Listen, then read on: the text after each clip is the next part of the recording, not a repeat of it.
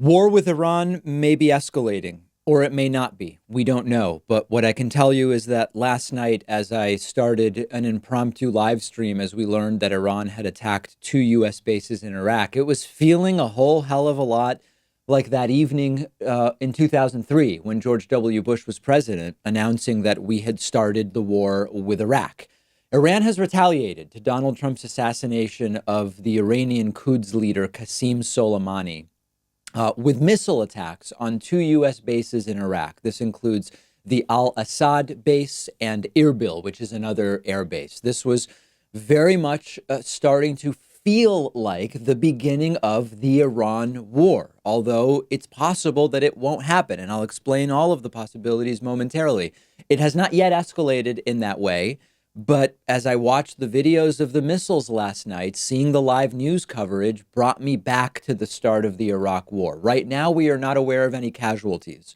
Whether Donald Trump now does or does not react is a materially relevant foreign policy decision, but it's also related to some pretty clever strategy by Iran, thanks to Donald Trump being so triggerable and so arrogant and so egoistic. And I'm going to explain that because that really, Trump's personality could be the one factor that determines whether this becomes the Iran war or whether this stops here. So let's go through this step by step because it's really important to understand the comings and goings, because this could be an on-ramp to full-scale war or it could be an off-ramp from further escalation. So Donald Trump ordered the assassination of the Iranian Quds leader. We've already covered this. Qassim Soleimani, who was assassinated without congressional authorization, which Donald Trump previously claimed presidents do need to have. Iran threatened to retaliate, and Donald Trump went to Twitter and said, if you do, we will escalate. Remember Donald Trump tweeting, quote, Iran is talking very boldly about targeting certain USA assets as revenge for our ridding the world of their terrorist leader, who had just killed an American and badly wounded many others, not to mention all of the people he had killed over his lifetime, including recently hundreds of Iranian protesters.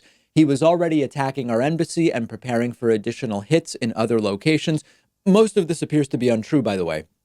Iran has been nothing but problems for many years. Let this serve as a warning that if Iran strikes any Americans or American assets, we have targeted 52 Iranian sites, some at a very high level and important to Iran and the Iranian culture. And those targets and Iran itself will be hit very fast and very hard.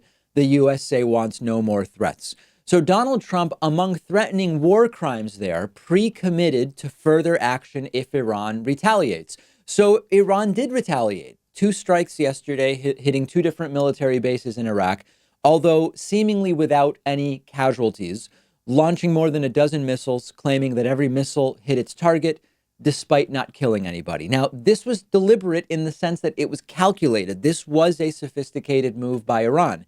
If Donald Trump does not want further escalation, Iran didn't kill anybody. There are some reports alleging that these attacks were communicated ahead of time through a proxy to the United States to ensure that there would be no casualties at these bases so that Iran can get a retaliation on paper, save face, as the case may be, without actually killing anybody and without forcing Donald Trump to escalate further if he chooses not to. And in fact, Iran's foreign minister, Javad Zarif, who also tweets foreign policy, said, quote, Iran took and concluded proportionate measures in self-defense under Article 51 of UN Charter, targeting base from which cowardly armed attack against our citizens and senior officials were launched. We do not seek escalation or war, but will defend ourselves against any aggression. This is actually an olive branch to Trump in the form of a possible off-ramp. If Trump actually does not want more escalation, this is a move by Iran that allows Trump to stop here because Iran didn't kill anybody. This Iranian attack does not force Donald Trump's hand. If Donald Trump is determined to escalate, he's going to do it anyway. Now, this is where it gets bizarre. Yesterday, in the midst of all this, Donald Trump tweeted during the live stream that we were doing, quote, all is well. Missiles launched from Iran at two military bases located in Iraq. Assessment of casualties and damages taking place now. So far, so good. We have the most powerful and well-equipped military anywhere in the world by far. I will be making a statement tomorrow morning. This goes way too far. This is way too casual. It's way too upbeat. It's almost like, oh, cool, we're going to have bagels and smoked salmon as well because this is all just so fun and we're all having a great time.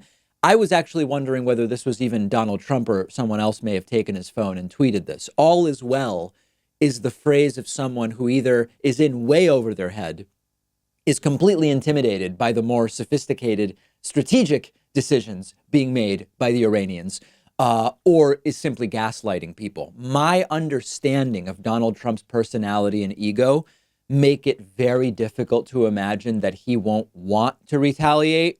But my sense is that there are people around Donald Trump, including probably Secretary of Defense Mark Esper, who do not want an escalation and recognize that it is not actually necessary here. Now, let's tail back to the tactics and strategy piece of all of this. I do believe that if Donald Trump does not do further military hostilities, that Iran likely will also not do any more. That seems reasonable.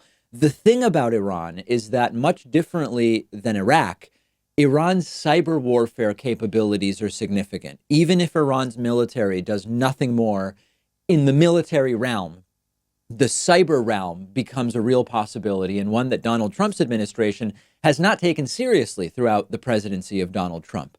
Key takeaways. Number one, this does not have to be the start of World War III, as some are calling it, or of the Iran war, as others are calling it. But it depends on Donald Trump, and that's horrifying. The decision about whether or not the United States enters a major military conflict with a far better equipped opponent than Iraq. I'm not saying they're better equipped than the U.S. They are better equipped than Iraq. Particularly that decision rests on bogus political grounds, really primarily to help Donald Trump be reelected and distract from impeachment. It is horrifying that that's who and what this depends on. Now, I want to hear from people in my audience, people who watch, people who listen, who want war with Iran. Okay, yesterday during our live stream, we had about 10,000 live viewers, and save a few obvious trolls and people who were joking, nobody says that this is a good idea. So if you support war with Iran, not because you think it'll help Trump get reelected, but if you think that there is a worthwhile mission in going to war with Iran, tell me why you support it, what the targets would be, what the goal of this would be, how would we know if we've won, and how long you expect it to take. Okay, I want to hear from you if you are in that camp. Lastly, this is all about politics, and it's all about Donald Trump. So let's talk about that.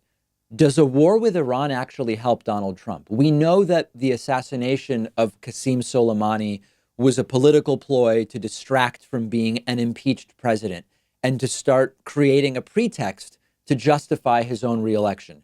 There's a rule of thumb, there's a conventional wisdom that wars are good for incumbent presidents. It allows them to say, let's not change horses midstream.